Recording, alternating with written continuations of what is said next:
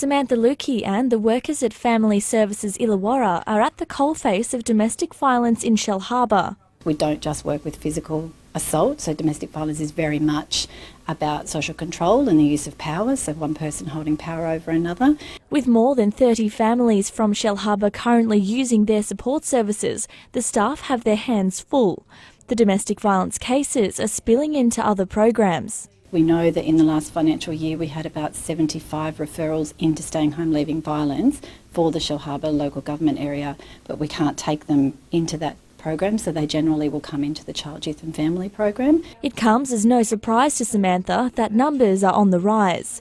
Over the last 5 years, recorded instances of domestic violence in Shellharbour have risen by almost 14%. In 2011, 236 incidents in the area were recorded. That's jumped to 274 incidents last year. The rates of domestic violence in Shellharbour rank higher than Wollongong and the Shoalhaven. They're also above state average. Their figures far too high for the council to ignore. We want women and families to know that they don't have to live in fear.